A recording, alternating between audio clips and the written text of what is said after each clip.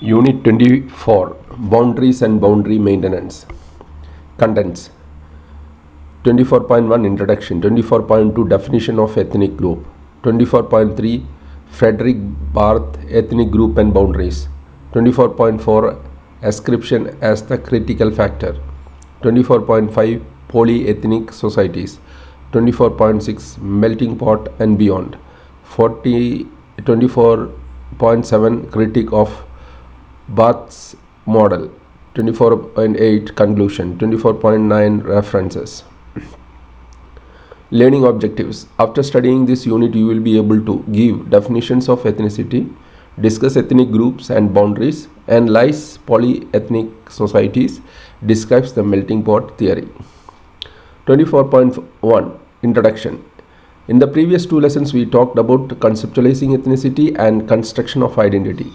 It must be apparent to you by now that the notion of ethnic identity in the globalized world has emerged as the critical concept. It translates itself sometimes as nationalism, on the other is responsible for creating sub-nationalities within political nation states and determines notions of citizenship. In this lesson, we will try and unfold some dimensions of this complex process of boundaries and boundary maintenance. 24.2 Definition of ethnic group. To begin with, we start with some simple definition of ethnic groups. Macmillan's Dictionary of Anthropology 1986 defines an ethnic group as any group of people who set themselves apart and are set apart from other groups with whom they interact or coexist in terms of some distinctive criterion or criteria which may be linguistic, racial or cultural. The term is thus a very broad one which has been used to include social classes as well as racial or national minority groups in urban and industrial societies, and also to distinguish different cultural and societal groupings among indigenous population. The concept of ethnic group thus combines both social and cultural criteria, and the study of ethnic focus precisely on the interrelations of cultural and social process in the identification of an interaction between such groups. Max Weber 1958 defined ethnic group as those human groups that entertain a subjective belief in their common descent because of similarity of physical type or of customs of both, or be important for the propagation of group formation. Conversely, it does not matter whether or not an objective blood relationship exists. Ethnic memberships, Gemian's McCate, differs from the kinship group precisely by being a presumed identity, not a group with concrete social action like the later. In our sense, ethnic group member does not constitute a group. It only facilitates a group. It only facilitates group formation of any kind, particularly in the political sphere. On the other hand, it is primarily the political community, no matter how artificially organized, that inspires belief in common ethnicity. This belief tends to persist even after the disintegration of political community, unless drastic differences in custom, physical type, or above all language exist among its members. Groups in turn can engender sentiments of likeness which will persist even after their demise and will have an ethnic connotation. The political community in particular can produce such an effect, but most directly such an effect is created by the language group, which is the bearer of a specific cultural possession of the masses, Mason Kulturgut, and makes mutual understanding Verstehen possible or easier. The definitions draw our attention to subsequent boundaries that ethnic group evolved to form enclosures. These enclosures are not defined by geographical space or political identities, but are distinguished by cultural, linguistic, or religious connectivity. Frederik Barth, who can be called as the original author of construction of this notion of boundaries in his famous essay of 1969 titled Ethnic Groups and Group Boundaries, states categorically, it is clear that boundaries persist despite a flow of personnel across them. In other words, categorical ethnic distinctions do not depend on the absence of mobility, contact with information, but do entail social processes of exclusion and incorporation, whereby discrete categories are maintained despite changing participation and membership in the course of individual life histories. To this, he adds another important dimension that we will be debating in this lesson. Ethnic distinctions do not depend on an absence of social interactions and acceptance, but are quite to the contrary, often the very foundations of which embracing social systems are built. Interactions in such a social system does not lead to its liquidation through change and acculturation. Cultural differences can persist despite inter-ethnic contact and interdependence. It is often argued that boundaries are sustained because people remain confined to cultural spaces. Even when they migrate, they retain their cultural stuff and do not surrender their individual cultural marks. It was with these perceptions that Barth's historic contribution shifted focus of investigation from internal constitution and history of separate groups to ethnic boundaries and boundary maintenance. Before I dwell any further on Barth's contribution in a separate section of this lesson, I want to emphasize that the construction of boundaries as understood in sociological writing is different from the way boundaries were constructed by political scientists. Territoriality certainly plays an important role in assertion and reassertion of these diacritic, but it is not quintessential to the formation of these categories. Political scientists would largely focus on the relationships that different ethnic groups share with the state. Read this with care the following paragraph by Paul Brass, and name to reckon with in understanding process of elite formations and development of ethnic identities. Brass is often described as a proponent of instrumentalist school. He writes in his 1991 publication Ethnicity and Nationalism, ethnic identity formation is viewed as a process that involves three sets of struggles. One takes place within the ethnic group itself for control over its material and symbolic resources, which in turn involves defining the group's boundaries and its rules for inclusion and exclusion. The second takes place between ethnic groups as a competition for right, privileges, and available resources. The third takes place between the state and the groups that dominate it on the one hand, and the populations that inhabit its territory. Elaborating on these concerns, Brass poses certain significant questions such as, in the study of ethnic, a sub-branch of interest groups, politics, or of class analysis, or a separate subject in its own right, or to put it another way, are interest groups, classes, and ethnic groups to be treated as analytically separable and co-equivalent, or is one or another category primary? Brass also had a definite opinion about sociological analysis of ethnicity and boundary maintenance. In his critical comments, he asserts, most sociological theories that are relevant to a discussion of ethnic groups and the state focus on society as a whole and take as their main theoretical issue the conditions for conflict or cohesion, national integration or internal war, and treat the societal units, interest groups, classes, or ethnic groups as given rather than as subjects for examination themselves. Too often neglected is the issue of how identity and cohesion within groups are formed and maintained in the first place, how political mobilization of groups occurs, and how and why both group cohesion and mobilization often decline.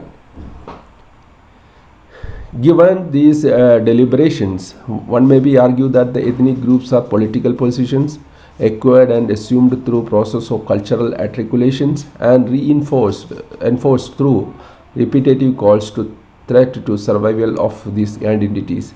They are predominant, the primordial. They are primordial in the sense that that people may be born as Hindus, Muslims, Jews, whites, or blacks, but assertion of these inherited categories of identification is independent on situations in which individuals are evolved and what kind of advantages they perceive for itself in given circumstances. One must also remember that these categories of ascriptions are also negotiable. Boundaries that an individual draws are always in interactive situations. Boundaries that an individual draws are always in interactive situations. Boundaries are never draws in social isolation. It is often by my boundary versus your line of demarcation. The process remains the same irrespective of the fact whether it is a situation involving two individual or ethnic groups. Even when dialogue is pursued or positions of confrontation adopted within the construct of a nation state, ethnic groups of other often assume categories in which those in power are perceived to be as status groups in control, thus different and domineering. Construction of situations of minority majority conflicts, religious or linguistic conflicts, or regional disparities are all constructed in a patterned manner. It is also interesting to underscore the fact that ethnicity is relative in the context of maintenance of boundaries between various groups. Jenkins notes ethnicity shifting with the context of its mobilization and reasons that ethnicity is a function of intergroup relations. In the absence of such relations and their concomitant group boundaries, ethnicity is unthinkable. The positions that are taken by Barth and Jenkins, ethnicity becomes a resource that is encashed, manipulated, negotiated both with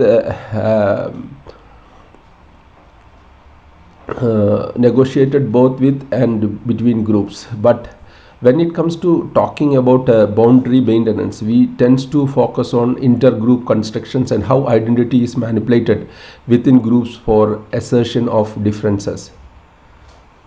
For 24.3, Frederik, Barth, ethnic group and boundaries.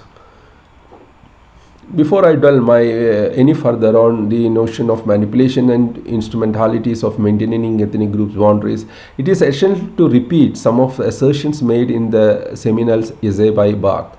To begin with, the definition of ethnic group as given by Narol and described as an ideal type definition that essentially reviews ethnic group being viewed as race, culture, language, society is repeated. Ethnic group is largely biological, self-perpetuating, primordial, shares fundamental cultural values, realized in overt unity in cultural forms, make up a field of communications and interactions, has a membership which identify itself and is identified by others as constituting a category distinguishable from other categories of the same order. Barth's discomfort with this definition emanates from his position that it allows to assume that boundary maintenance is unproblematic and follows from the isolation, which the itemized characteristics imply: racial differences, cultural differences, social separations, and language barriers, and spontaneous and organized enmity. Elucidating his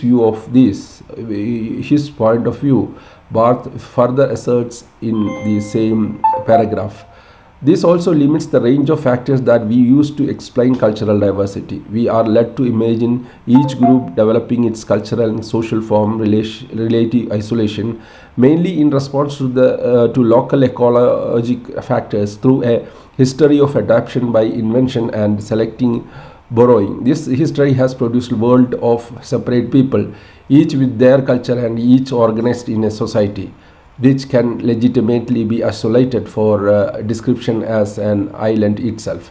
Reflections and Action 24.1 outline Barth's position on boundary maintenance and then discuss its various aspects. Barth, in his analytical analysis prefers to look at sharing of these important attributes not as being primacy or definitional attribute, but as a implied or resultant. These attributes may be examined as repositories for reinventing oneself and not necessarily as a morphological attributes for establishing group identities within contained geographical spaces. People may move away yet remain some, if not all, of their core cultural attributes. They may also live at the same place but more modify some of their cultural traits for ecological adjustment or for social adaptation without allowing their sense of belonging to their specific cultural group being invaded in any form. In Barth's own term, it is thus inadequate to regard our overt institutions forms as consulting the cultural features which at any time distinguish ethnic group. These overt forms are determined by ecology as well as by transmitted culture, nor can it be claimed that every such diversification within a group represents a first step in the direction of submission multiplications of units. We have also known documented cases of one ethnic group also at a relatively simple level of economic organization occupying several different ecologic niches and yet retaining basic cultural and ethnic unity over long periods. Example, island and coastal Chukchi or reindeer river and coast labs. After asserting importance of retaining cultural features and their importance as building blocks of identity formations within ethnic groups, Barth highlighted the most critical features of ethnic group formation, the fact of ascription. 24.4 Ascription as the critical factor. Ethnic groups are recognized as status categories. Within these categories, it is crucial that members of these groups ascribe themselves to this formation and their membership in so recognized by others.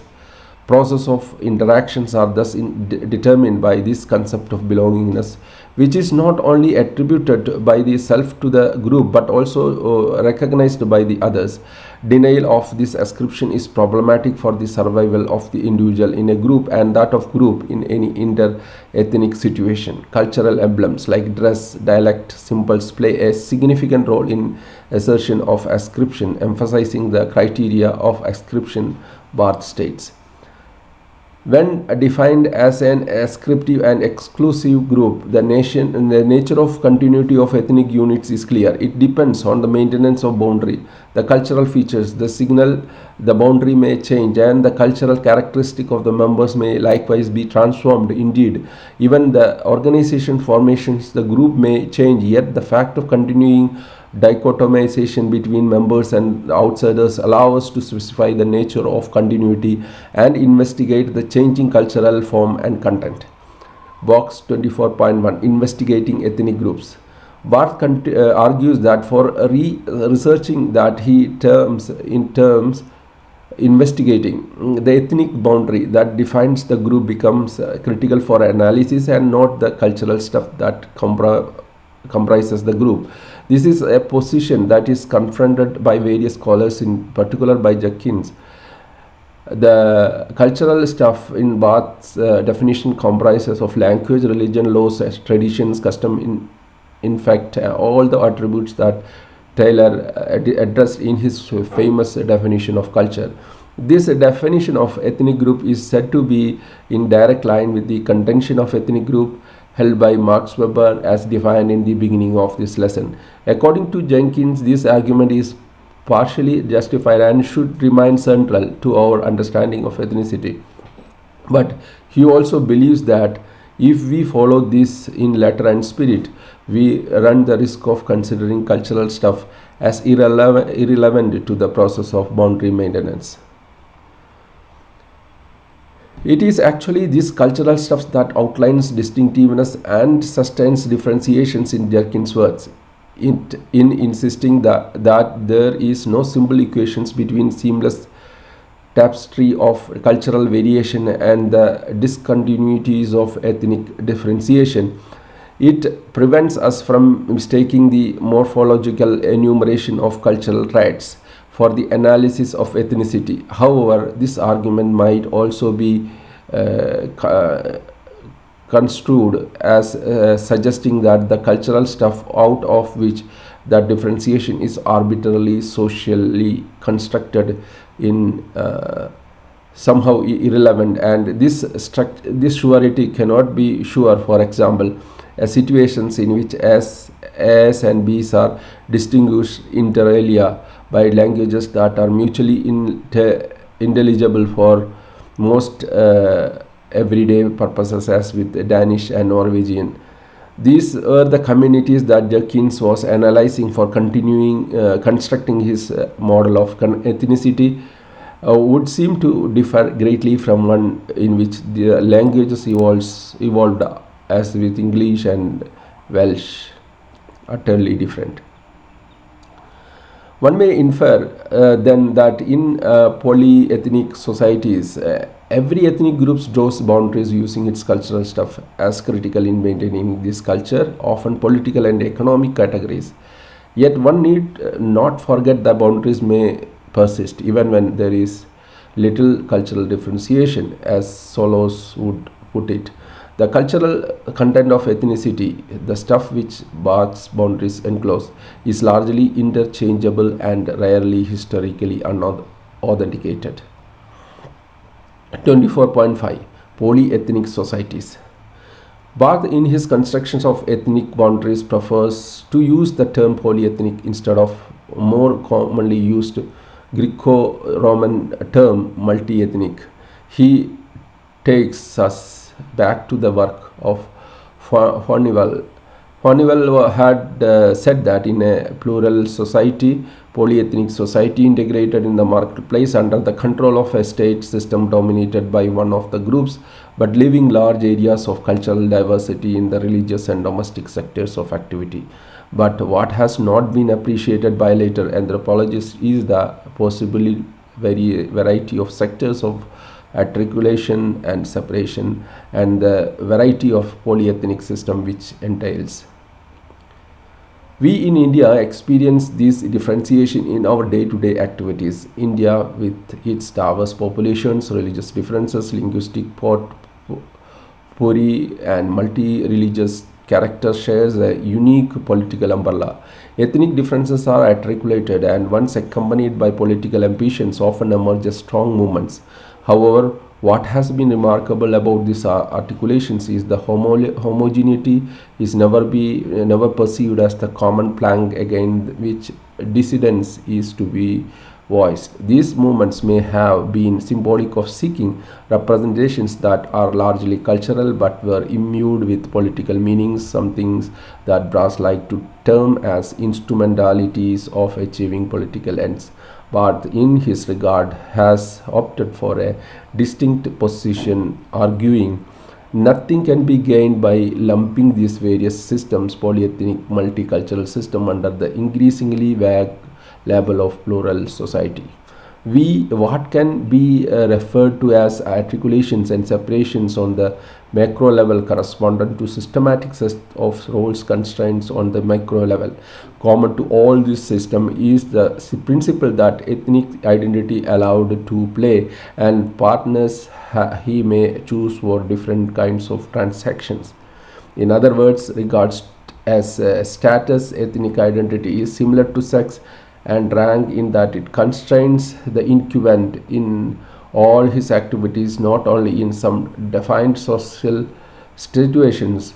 One might also say that it is imperative in that it cannot be disregarded and temporarily set aside by other definitions of the situation. The constraints on a personal behavior which springs from his ethnic identity thus tends to be absolute, and in complex polyethnic societies quite comprehensive, and the component moral and social conventions are made further resistance to change by being joined in stereotyped clusters as characteristic of one single identity. Box 24.2 Ethnic nuclei. It is ironic that even when we try to deny, mostly as a patriotic gesture, that we are Indians first and foremost, and Hindu, Muslim, Christian, Sikhs, and Punjabis, Bengali, Gujarati, etc. later, we do sustain and nature with enormous amount of jealousy or primary entities and subsequently boundaries associated with these identities.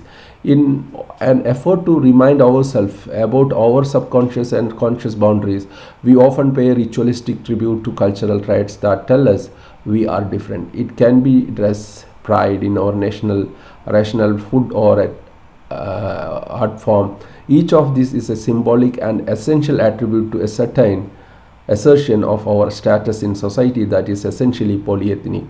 We do this also to reorganize ourselves and to sustain what some others would like to call the ethnic nuclei. Barth, in his work, has categorically stated that it is not only the marginalized or ridiculed in the society responsible for pronouncing the ethnic boundaries, but also all the members of an ethnic group in a polyethnic society can act to maintain dichotomies and differences, sometimes, as in the case of Boni, making what one may believe sound intellectual statements. 24.6 Melting Pot and Beyond. It was a submersion of individual ethnic nuclei in a larger, somewhat abstract perceptions of national identity that dominated ethnic debates in America in the post-World War II period. A debate that assumed, in the light of statements made by Boni, that America was emerging as near perfect sample of melting pot of races, an institution in which all races groups coming from various parts of the world to settle America melt their boundaries in a common pot of America national identity, the transnational identity. Milton Gordon, 1964, in his book Assimilation in American Life, made sustained effort to distinguish pluralism from assimilations. The concept of melting pot implied assimilations at the expense of individual communities, foregoing their individual identities and evolving the nationalistic American individual. The concept of melting pot, rooted in notions of Anglo-conformity, demanded the complete renunciation renunciation of the immigrants' ancestral culture in favor of the behavior and values of Anglo-Saxon core group, according to Gordon. Reflections and actions for 24.2. Explain the concept of the melting pot theory. Put your answers down in your diary. Newman has evolved a formula to explain this when it suggests that A plus B plus C is equal to A. In this case, A is the dominant culture and others are expected to submerge in their differences in this encompassing identity. This may also imply that A plus B plus C plus is equal to D. A plus B plus C is equal to D. That is, different cultures, when put together in a melting pot, give up their individual identities to evolve a different identity that is common to all and symbolizes the citizens in a democratic state. Werner Solos, in the following discussions, elaborate on some components of this debate among the students deliberating on the notions of ethnicity and boundaries maintenance in America. In common usage, melting pot could stand for both these concepts. The resulting ambiguity, did a melting pot translate into A plus B plus C equal to D or into A plus B plus C equal to A, further contributed to make this image the perfect fall guy in maddeningly circular debate about ethnicity. As D, it could be denounced from boundary constructing ethnic point of view if the remainder of the commitment to what the Orlando Peterson has referred as the universal culture made this positioning embracing.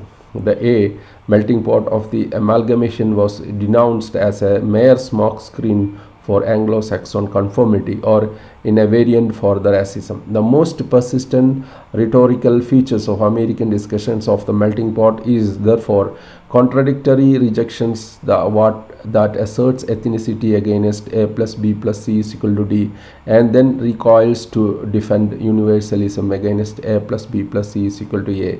refuting the melting pot as an activity American writers and scholars never seems to cease finding delight in. Some studies have termed these debates as mushrooming as of an anti-melting pot industry. Allow us to have the ethnic cake and eat universalism, and to denounce universalism as a veiled form of Anglo-conformity at the same time. Inherent in these debates is the suggestions that cultures do not have temperatures and predictions their malleability beyond a point where they lose both form and content is a mere figment of imagination.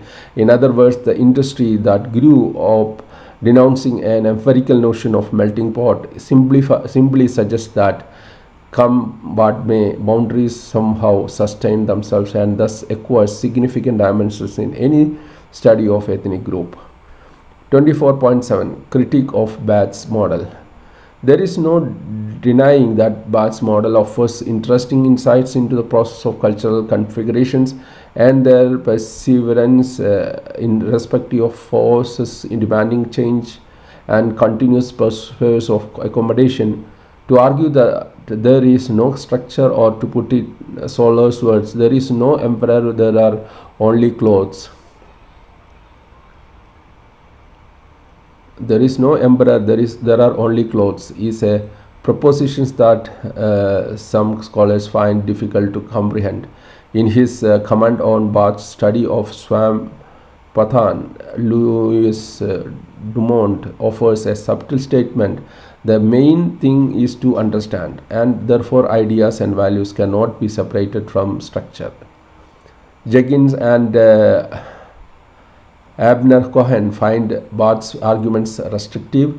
In their opinion, Barth fails to incorporate dynamic nature of ethnicity in his efforts to evolve a model of enclosures defined by self-ascription's boundaries.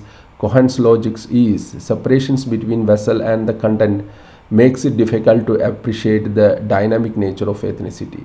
It also assumes an inflexible structure of human psyche and implicitly denies that personality is an open system, even to modifications through continual socializations under changing socio-cultural conditions. Talal Asad, 1972, in his work Market Model, Class Structure and Consent, a reconsideration of SWAT political organizations want to maintain boundaries, places Barth in a Hobbesian tradition. Box 24.3 Boundary Maintenance. Common arguments found in the literature that can be decoded as critique of Barth's model take the course that the Barth's theory leaves us guessing about the reasons why people want to maintain boundaries. It is a predominant trait according to which the human beings want to distance themselves from others, create and maintain boundaries, even when the areas that is enclosed by these boundaries appears to be, at least from a structural view, or identical. Solar's 1981, or to put it in the world of Joshua, a fisherman, if there can be no heartland without boundaries, however distances they may be, there can be no boundaries unless there is a heartland. A sustenance of boundaries. Critics notwithstanding, there is evidence to suggest that ethnic groups sustain boundaries and retain identity makers to distinguish categories of ascription. We will briefly review some factors that support this process boundary sustenance. It is understandable that under different circumstances, critical factors sustaining definitions and boundaries are likely to be different. A crucial factor that impacts is the element of security, Barth argues. In most political regimes, however, where there is less security and people live under a greater threat of arbitrariness and violence outside their primary community, the insecurity itself acts as a constraint on inter-ethnic contacts. This sense of insecurity promotes a sense of enclosure within the community and results in hardening of boundaries vis-a-vis other groups. It may further be added that if there are historical and cultural factors that support differences, the pace at which the boundaries are sustained may be accentuated. Essentially listed in Barth's edited volume showed that in each case boundaries were maintained by a limited set of cultural features. It may also be remembered that the persistence of the unit can depend on the persistence of this cultural differentiate. Barth, in his concluding remark, poses. However, most of the cultural matter that at any time is isolated with the human population is not constrained by this boundary. It can vary, be learned, and change without any critical relations to the boundary maintenance of the ethnic group through time. One is not simultaneously, in the same sense, tracing the history of a culture, the sentiments of the present culture of that ethnic group has no sprung from the particular set that constituted the group's cultural and a previous time, whereas the group has a continual organizational existence with boundaries, criteria of membership that despite notions modifications have marked of a continuing unit. Within the precepts of notions of a nation state, the majority and minority situation further the process of ethnic distancing and segment boundaries. Minority situations are often under pressure for fear of rejection by the host population. As an epilogue to these three chapters of ethnicity, identity, and boundary maintenance, and to provide a perspective of how relevant this concept, constructions, and boundaries are for understanding contemporary political and social realities, a section of nationalism, citizenship, and boundaries is incorporated. 24.8 Conclusion.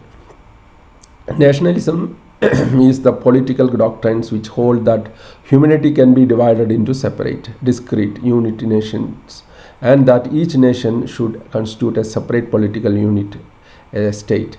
The claim to nationhood usually invokes the idea of a group of people with a shared culture, often a shared language, sometimes a shared religion, and usually but not always a shared history. To this, it adds the political claims that this group of people should by rights rule themselves or be ruled by the people of the same kind, nation, ethnicity, language, religion, etc.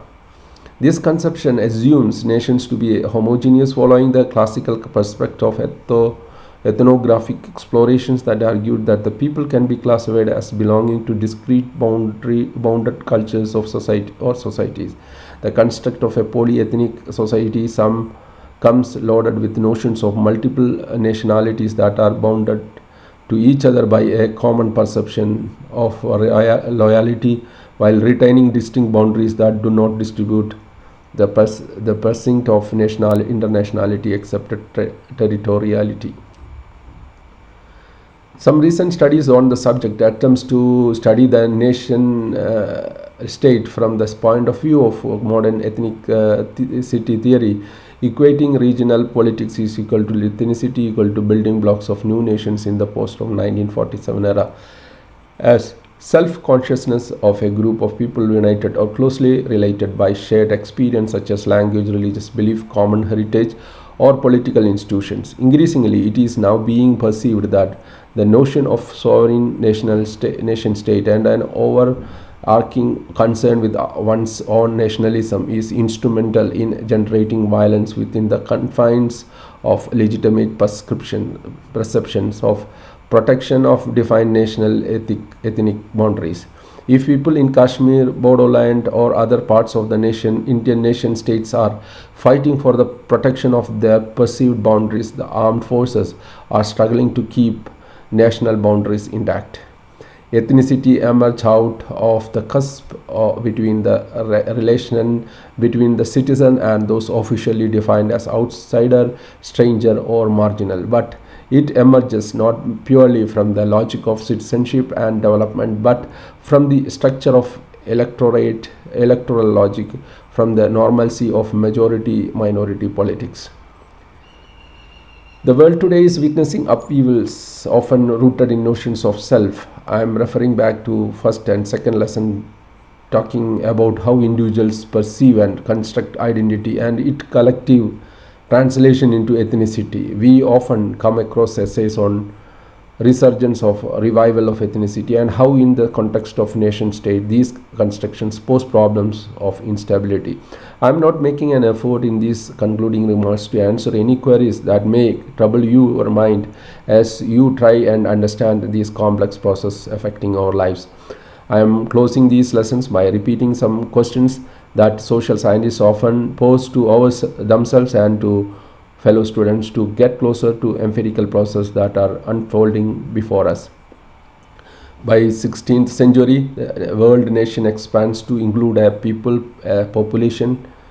National identity now derived from membership in a people, and finally nation referred to a unique people or a unique sovereign people. And it is the trajectory of definitions that became problematic. The nation, instead of being an open category, threatens to become an exclusionary process. The seeds of ambivalence and violence are rooted here, and it steps from the idea of citizenship as a static entity, the problematic nature of identity, the positivism between territory and people, and the fixity of boundaries, the genocidal nature of the exclusionary process. 24.9 gives some references. Books like that: Market Model, Class Structure and Consent, a reconsideration of SWAT political organization, Ethnic Groups and Boundaries, the social organization of cultural difference, the Chicchi Anthropological Memoirs, American Museum of Natural History, Volume 11, Ethnic Groups and the State, and Dictionary of Anthropology, Netherlands, by Netherlands. Okay, India, a study of plural economy. Okay. Then on the making of Americans, 5 essays, Horn of David Reisman, and the Melting Pot, Symbol of Fusion Confusion, Assimilation in American Life, Race, Ethnicity, Gender and Class, the Sociology of Group Conflict and Change, Rethinking Ethnicity, Agreements and Exploration, on Ethnic Unit Classification, Study of Minority Groups and Social Theory, Ethnic Chauvinism, the Reactionary Impulse, Theory of American Ethnicity, Interrogating the Nation, in the Economic and Political Weekly, and Economy and Society. So this is from Max Weber, Essays in Sociology. So these all writings have been the reference to this unit, and this is the end of the unit 24, Boundaries and Boundary Maintenance. Thank you.